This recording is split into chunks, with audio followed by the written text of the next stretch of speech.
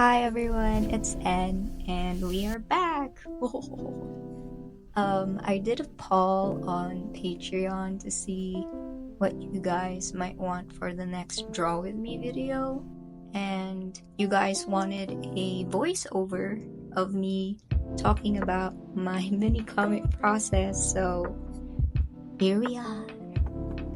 And just a disclaimer, I am not an expert, but I am going to do my best to explain what goes in my brain, what my brain cells discuss when I am making them. For those of you who don't know, my name is N, and I'm an artist on Instagram who likes to post fluffy short comics of my OCs, Dahlia and Ren, and that's it. So my mini comic process is, I think, fairly simple and pretty much the same as everyone else. So I tried to break it down to just 5 basic steps. So step 1 is storyboarding.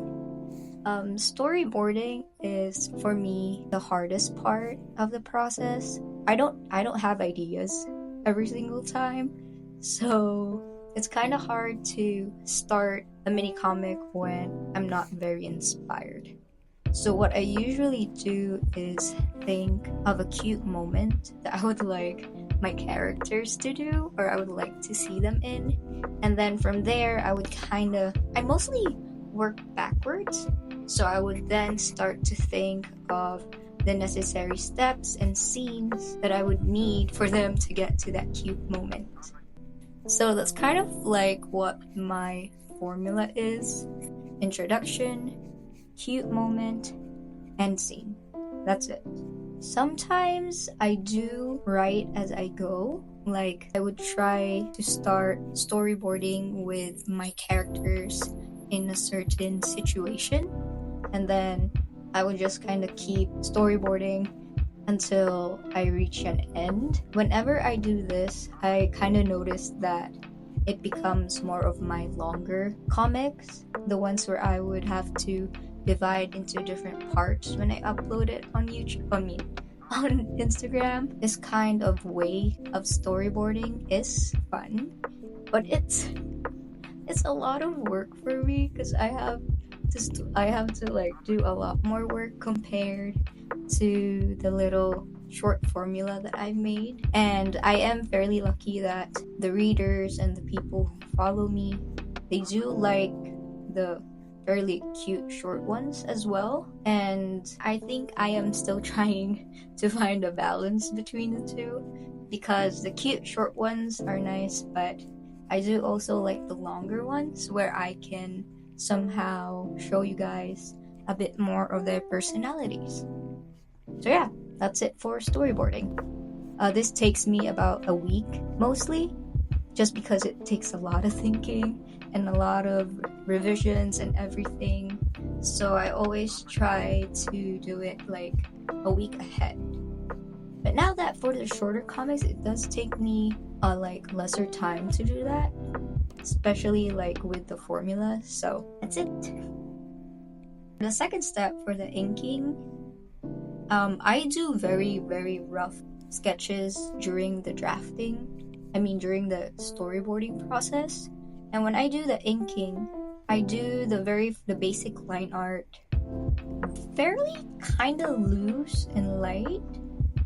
Like, I try to simplify it as much as I can, because my goal is to just kind of solidify the shapes.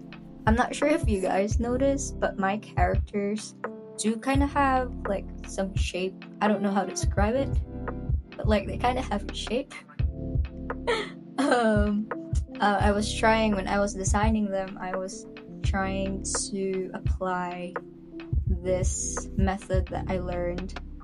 I forgot where, about, you know how you design a character and you kind of assign shapes to them, so that even if it's just their shadow, people will recognize them. Like how, if don't really see Mickey Mouse, but you know it's him because that's his silhouette. That was kind of my goal when I did their designs. So whenever I am inking them, I try to line art their shapes first, and then I eventually just go back and do more detailed inking. And yeah, I think that's all I have for inking. For those wondering what my Procreate brushes are, I mostly just use the default 6B brush on Procreate for my inking, and that's it. For my colors, the brush that I use is a Tinderbox.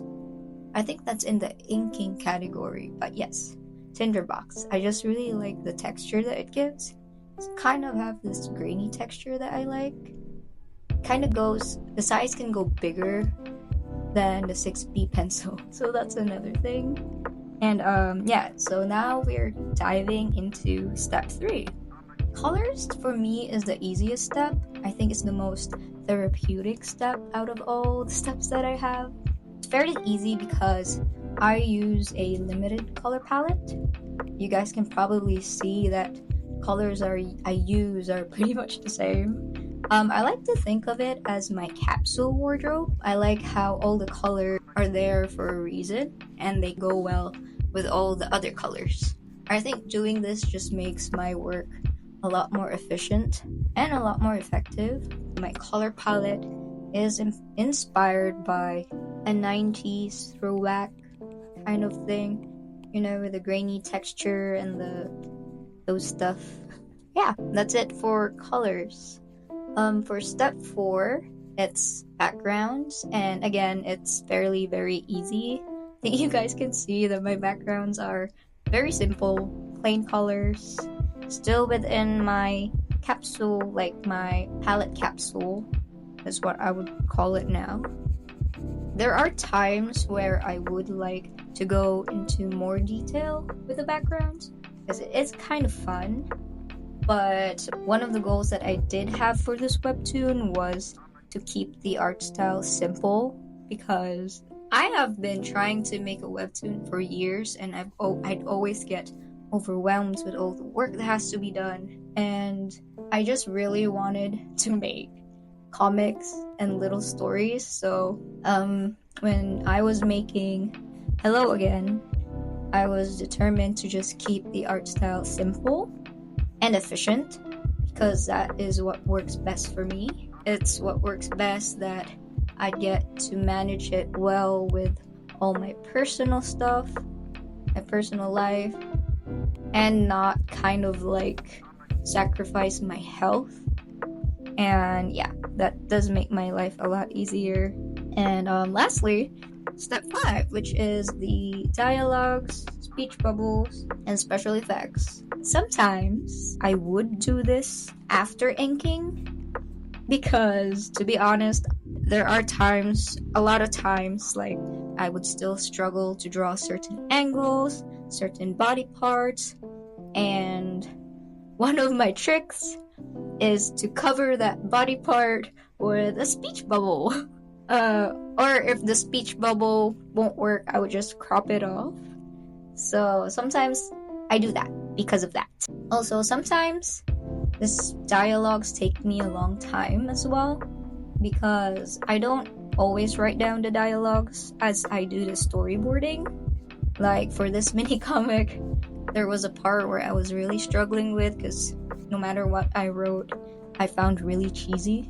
And, you know, turns out it was just me overthinking and that the dialogue was fine. So I went with what is on the mini comic now. So yeah, that's it. There's not much to think about. But I do hope that you guys learned something. I'm not fairly sure if you did. But I hope you enjoyed hanging out with me in my room and listening to me talk about stuff. I would like to say a big thank you to you guys for watching and for supporting me here on YouTube and Instagram. And a big thank you to my dear Patreons who are supporting me financially every month. If you guys would like to join my Patreon, I will link the link in the description box. I post my mini comics there first before Instagram, so you guys get early access. Patreon is still under construction, by the way, but yeah, for now I just have a tip jar. So if you would like to go have early access to my mini comics, feel free to join my lovely Patreon community. And yeah, that's it. If there's any other topics that you guys would like for me to talk about, let me know in the comments. I am not the best at talking videos because my brain cells are just all over the place.